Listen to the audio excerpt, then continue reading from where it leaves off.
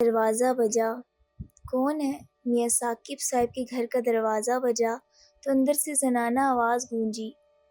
میم صاحب آپ کے ساتھ والے گھر سے آیا ہوں، میرا نام مشفیق ہے۔ باہر سے آواز آئی۔ میاں ثاقب صاحب انتہائی نفیس اور مڈل کلاس شخص تھے۔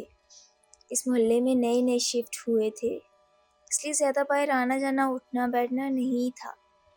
میاں صاحب کی فیملی میں ان کی بیگم اور اکلوتی جوان بیٹی کرن شامل تھی۔ بولیں کیا کام ہے؟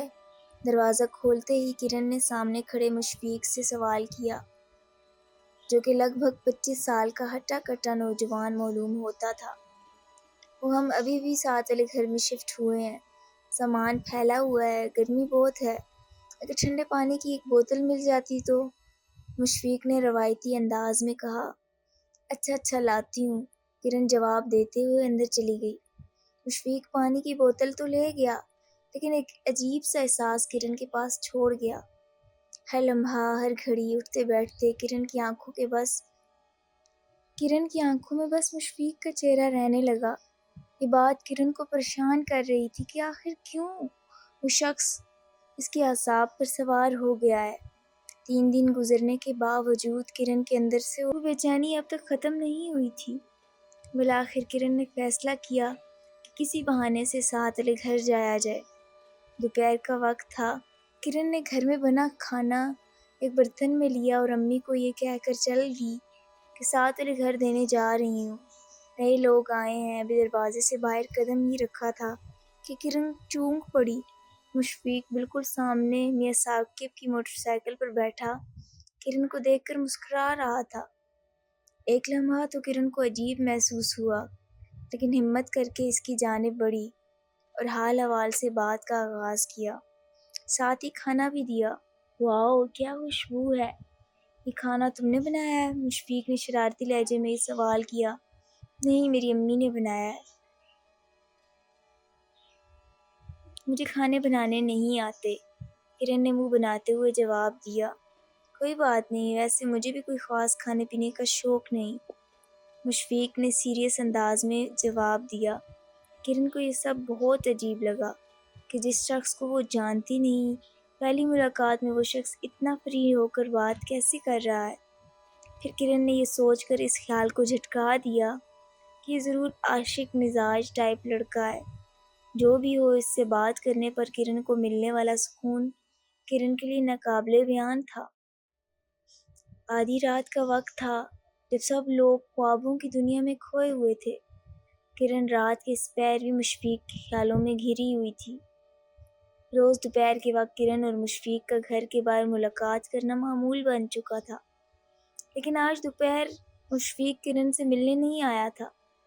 یہی وجہ تھی کہ کرن رات بھر اس فکر میں سو نہ سکی۔ اچانک کرن کو کھڑکی کے باہر سنسناہٹ سنائی دی۔ پہلے تو کرن نے سوچا کوئی بلی ہوگی، لیکن مسلسل ایک عجیب سی سنسناہٹ، جیسے کرن کو کوئی کھڑکی کی جانب متوجہ کرنا چاہ رہا ہو۔ کون ہے وہاں؟ کرن نے چونکتے ہوئے سوال کیا۔ جواب نہ ملنے پر کرن کے کمرے کی کھڑکی سے باہر جھانکا تو مشفیق تھا، جو باہر کھڑا مسکرا رہا تھا۔ مشفیق کو دیکھ کر کرن کے دل کو ایک اطمینان ہوا، لیکن ایک عجیب سا خوف بھی طاری ہوا کہ رات کے اس پہر ہی کیوں یہ آیا ہے، کہیں اس کا کوئی غلط ارادہ تو نہیں؟ جناب آپ اس وقت کیوں آئے ہیں؟ کرن نے کھڑکی کھولتے ہوئے سوال کیا۔ کیا کروں، دن بھر کی مصروفیت کی وجہ سے دن میں نہ آ سکا، اب فارغ تھا تو آپ کی یاد ستانے لگی، اس لیے چلا آیا۔ بائی دا وے، آج سے ہم اسی ٹائم ملاقات کریں گے، دن میں میری مصروفیات زیادہ ہیں۔ مشفیق ایک ہی سانس میں سب بول گیا۔ ارے پگلے، تو فون نمبر لے لو، کرن نے ہنستے ہوئے بے اختیار کہہ دیا۔ یہ کہنے کے بعد کرن کو تھوڑا عجیب محسوس ہوا کہ یہ کیا بول دیا۔ ارے نہیں میڈم، میں فون جیسی جھنجھٹ سے آزاد ہوں، میرے پاس موبائل نہیں ہے، مشفیق نے مسکراتے ہوئے کہا۔ فجر کی اذان شروع ہو چکی تھی۔ مشفیق نے اجازت طلب کرتے ہوئے اپنے گھر کی جانب دوڑ لگا دی، جہاں اچھی خاصی روشنی نظر آ رہی تھی، جیسے گھر میں اس وقت بھی سب جاگ رہے ہوں اور کوئی تقریب چل رہی ہو۔ عجیب آدمی ہے، اس جدید دور میں موبائل فون نہیں رکھتا۔ کرن نے اندر آتے ہوئے سوچا، پھر ایک سکون کا سانس لے کر خوابوں کی دنیا میں چلی گئی۔ ارے میاں ثاقب صاحب، السلام علیکم، کیسے ہیں آپ؟ یہ میاں ثاقب صاحب کے بچپن کے دوست فخر اسلام صاحب تھے، جو اپنی بیگم اور بیٹے کے ساتھ میاں ثاقب کے گھر تشریف لے آئے تھے۔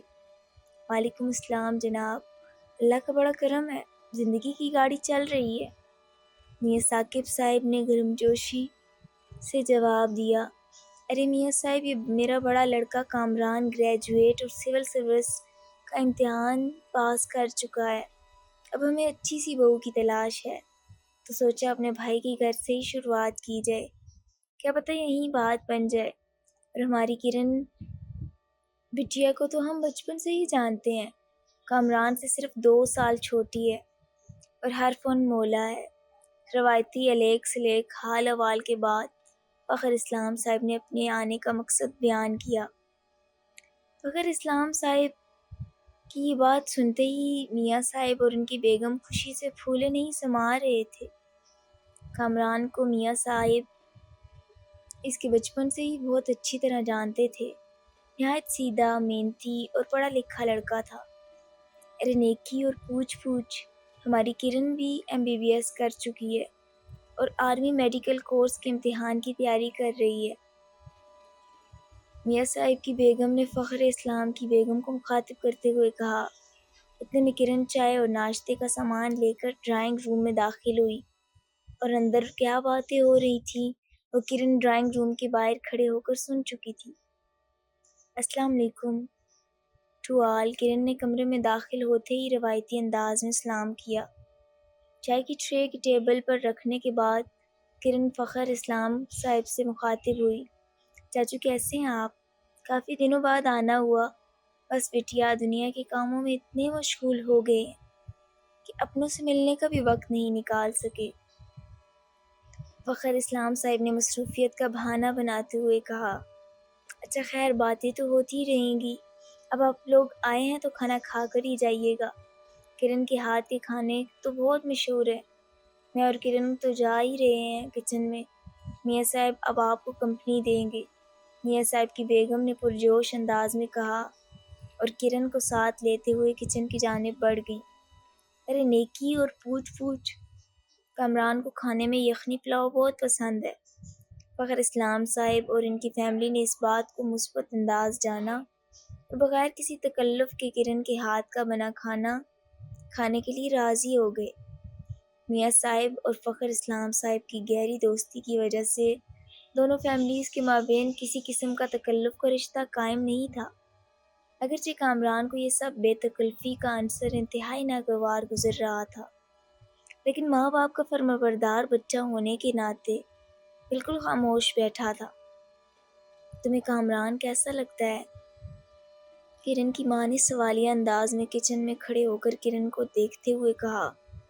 مجھے نہیں معلوم وہ کیسا ہے، کرن نے جواب دیا، لیکن تم دونوں ایک دوسرے کو بچپن سے جانتے ہو۔ کرن کی ماں نے ایک بار پھر سوالیہ انداز میں کرن کو دیکھا۔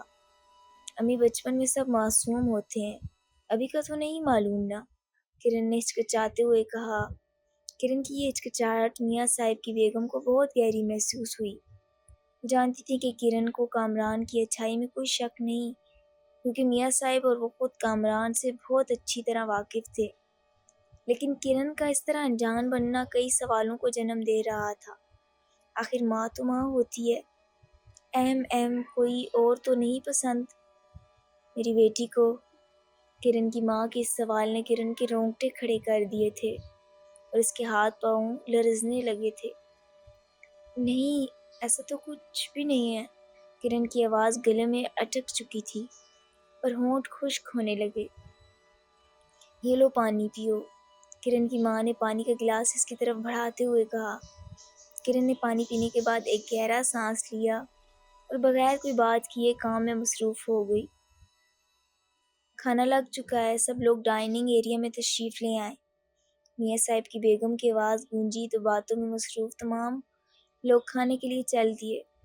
کھانے کے دوران کرن کی والدہ مسلسل کرن کو نوٹ کر رہی تھی۔ کرن کسی کشمکش کا شکار نظر آ رہی تھی جس کو چھپانے کی وہ بھرپور کوشش کر رہی تھی، مگر ماں کی نظریں وہ دیکھ سکتی تھی جو اس وقت کوئی نہیں دیکھ پا رہا تھا۔ کھانے سے فراغت کے بعد روایتی باتیں اور جانے کی اجازت کے ساتھ ساتھ فخر اسلام صاحب نے رشتے کی بات کا جواب طلب کرنا چاہا۔ اس سے پہلے میاں ثاقب صاحب کچھ کہتے، ان کی بیگم نے بغیر ایک لمحہ ضائع کیے کہا کہ ہم آپس میں مشورہ کر کے جواب دے دیں گے۔ آخر لڑکی کی رضامندی بھی ضروری ہے اور اس کے لیے کرن کو تھوڑا وقت دینا بہتر ہوگا۔ فخر اسلام صاحب اور کامران یہ بات بالکل مناسب سمجھی اور ہاں میں ہاں ملائی، جبکہ فخر اسلام صاحب کی بیگم کے تاثرات کچھ مناسب نہ تھے۔ شاید ان کا جلد باز ہونا اس کی وجہ تھی۔ رات کا وقت تھا، 12 بج رہے تھے۔ کرن اپنے کمرے میں لیٹی آج کا سارا واقعہ سوچ رہی تھی اور ساتھ ساتھ مشفیق کے متعلق بھی سوچ رہی تھی۔ شاید وہ مشفیق کو بہت پسند کرنے لگی تھی، لیکن یہ سب اتنی جلدی کیسے ہوا؟ کرن خود نہیں سمجھ پا رہی تھی کہ اچانک کھڑکی کے پاس وہی آواز ہوئی جو مشفیق کے آنے پر ہوتی تھی۔ کرن نے کھڑکی کھولی، ہر طرف اندھیرا تھا۔ سامنے مشفیق کھڑا تھا، اس کا گورا رنگ اندھیرے میں بھی واضح ہو رہا تھا۔ جناب، آپ کو یہی وقت ملتا بات کرنے کا؟ یہ وقت مناسب نہیں، کرن نے منہ بناتے ہوئے مشفیق سے کہا۔ محترمہ، میری مجبوری ہے، میں دن کو نہیں آ سکتا، میرا کام کچھ ایسا ہے، کیا کروں؟ مشفیق نے مسکراتے ہوئے جواب دیا۔ اچھا، مجھے آپ کو کچھ بتانا تھا، وہ یہ کہ آج میرا رشتہ آیا ہے، بہت اچھے گھرانے سے۔ کرن نے ایک سانس میں سب کہہ دیا۔ او واو، پھر کب ہے شادی؟ مشفیق نے زور سے ہنستے ہوئے کہا۔ آپ سمجھ نہیں رہے، میں کرن کچھ کہنا چاہ رہی تھی پر الفاظ اس کا ساتھ نہیں دے رہے تھے۔ کیا میں بکری ہو کیا؟ مشفیق یہ کہہ کر زور سے ہنسا۔ میں آپ کو پسند کرتی ہوں مشفیق، یہ کہہ کر کرن نے دونوں ہاتھ چہرے پر رکھ لیے۔ ماحول میں سناٹا چھا گیا۔ کرن کے دونوں ہاتھ اب بھی چہرے پر تھے۔ جواب نہ موصول ہونے پر کرن نے چہرے سے ہاتھ ہٹائے، سامنے کوئی بھی نہیں تھا۔ تھوڑی دیر کرن نے سوچا، یہ کہاں گیا؟ پھر سوچا شاید اس کو میری بات بری لگی، اس لیے چلا گیا۔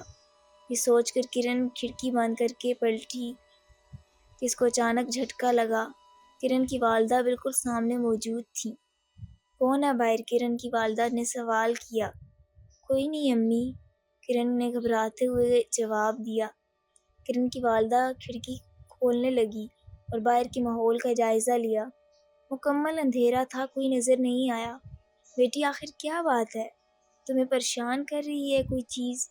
میں نے نوٹ کیا جب سے تمہارا رشتہ آیا ہے تب سے تم پریشان ہو، کرن کی والدہ نے کرن کا ہاتھ پکڑتے ہوئے پوچھا۔ نہیں امی، ایسی کوئی بات نہیں، بس میں تھوڑی نروس ہوں، کرن نے جواب دیا۔ کیا تمہیں کامران پسند نہیں؟ کرن کی ماں نے بے اختیار پوچھا۔ نہیں امی، ایسی بات نہیں، وہ بہت اچھا ہے، لیکن میں اس سے شادی نہیں کرنا چاہتی۔ کرن کی یہ بات سن کر میاں ثاقب کی بیگم غصے میں آ گئیں۔ آخر کیا وجہ ہے جو تم اتنا اچھا رشتہ ٹھکرا رہی ہو اور اس کی وجہ اپنی ماں سے بھی شیئر نہیں کرنا چاہتی ہو؟ کرن کی ماں نے غصے دکھاتے ہوئے کہا۔ ماں کا غصہ دیکھتے ہوئے کرن گھبرا گئی اور مشفیق والی ساری داستان اپنی والدہ سے بیان کر دی۔ یہ سننا تھا کہ میاں صاحب کی بیگم آگ بگولا ہو گئیں اور ایک زوردار تماچا کرن کے منہ پر دے مارا۔ بولی، آج تک ایسی حرکت ہمارے خاندان میں کسی نے نہیں کی۔ خبردار جو آئندہ کسی ایرے ایرے مرد کا نام بھی منہ سے نکالا، جس کا نہ عطا ہے نہ پتہ، نہ خاندان پتہ ہے نہ حسب و نسب، کون ہے، کیا کرتا ہے، کچھ نہیں پتہ، اس کا خیال اپنے ذہن سے نکال دو تو اچھا ہوگا۔ کرن آنسو بھری آنکھوں سے ماں کی ڈانٹ سنتی رہی اور سر جھکائے خاموشی رہی۔ اگلے دن سورج آب و تاب سے چمک رہا تھا۔ کرن کے ماں باپ کرن کی شادی کامران سے کرنے کا پکا ارادہ کر چکے تھے۔ کرن بھی فی الحال ماں باپ کے فیصلے کے آگے بے بس تھی۔ دن ہفتوں میں تبدیل ہوئے، ہفتے مہینوں میں، روز ہر رات کرن اور مشفیق کھڑکی پر خفیہ طور پر ملتے رہے۔ آج وہ دن تھا جب کرن کی بارات تھی اور کرن پکا ارادہ کر چکی تھی کہ شادی کی پہلی رات ہی کرن کامران کو سب حقیقت بتائے گی۔ وہ جانتی تھی کہ کامران باشعور لڑکا ہے، وہ ضرور اس کے حق میں بولے گا اور آگے اس کی مدد کرے گا مشفیق سے شادی کرنے میں۔ کرن بیاہ ہی جا چکی تھی۔ آج شادی کی پہلی رات تھی۔ جب کرن نے کامران کو سارا واقعہ سنایا اور بتایا کہ یہ نکاح زبردستی کا نکاح ہے، کرن نے اسے دل سے قبول نہیں کیا ہے۔ سن کر کامران کے دل کو ٹھیس پہنچی۔ کرن نے اس سے معذرت کی، لیکن کامران سمجھ گیا کہ اس میں کرن کی کوئی غلطی نہیں۔ اگلے دن صبح گھر والوں کو گھومنے پھرنے کا کہہ کر کامران کرن کو اپنی گاڑی میں مشفیق کے گھر لے گیا، جو کہ مشفیق نے کرن کو بتایا تھا۔ گھر میں تالا لگا ہوا تھا۔ تالا دیکھ کر دونوں حیرانی اور پریشانی کا شکار ہو گئے۔ قریب ایک بوڑھی عورت صفائی کر رہی تھی۔ کامران نے کہا، اماں یہاں مشفیق لڑکا نے کہا، جی ماں جی۔ کامران نے کہا، بیٹا مشفیق بہت اچھا لڑکا تھا، اللہ اس کی مغفرت فرمائے۔ یہ سن کر کرن سکتے میں آ گئی اور پوچھا، یہ سب کیسے ہوا اور مشفیق کی فیملی کہاں ہے؟ بیٹا اس بات کو 12 سال بیت گئے جب مشفیق اور اس کی ماں باپ اپنے اکلوتے بیٹے کی شادی کے سلسلے میں شہر سے باہر جا رہے تھے کہ ایک حادثے میں ان سب کی موت ہو گئی۔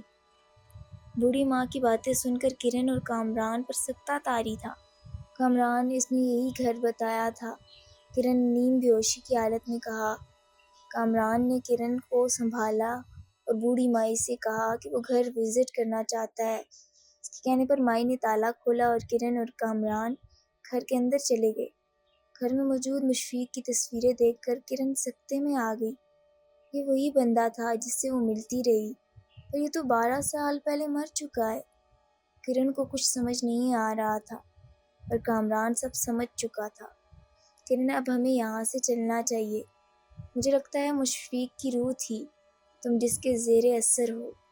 کرن نے کامران کی بات کی تائید کی، اور وہ جانے کے لیے مڑی ہی تھے کہ کرن کی نظر سامنے کھڑے مشفیق پر پڑی، جو کہ خون میں لت پت کپڑے پہنے ہنس رہا تھا۔ کرن نے چیخ ماری اور بے ہوش ہو گئی۔ جب آنکھ کھلی تو خود کو بستر پر پایا۔ کرن کے ماں باپ کامران اور کامران کے ماں باپ وہاں موجود تھے۔ ساتھ ساتھ وہاں ایک نورانی شخصیت موجود تھی جنہیں کامران نے بلایا تھا۔ بیٹی تم ایک روح کے زیر اثر آ گئی تھی، پر الحمدللہ اللہ کے کلام سے ہم نے اس روح سے تمہارا پیچھے چھڑوا دیا۔ نورانی شخصیت والے چہرے کی یہ بات سن کر کرن کی جان میں جان آئی، اور بے اختیار کرن کے دل میں اپنے شوہر کامران کے لیے بے انتہا محبت بڑھنے لگی۔ کرن، کامران مجھے معاف کر دیں۔ کامران اب تو دل سے قبول کیا نا؟ کرن، جی سرتاج، زندگی بھر کے لیے۔ اس کے ساتھ ہی کمرہ کہکوں سے گونج اٹھا۔ سب لوگ کرن اور کامران کو تنہا چھوڑ کر باہر نکل آئے، اور کامران نے کرن کو باہوں میں لے کر لائٹس آف کر دیں۔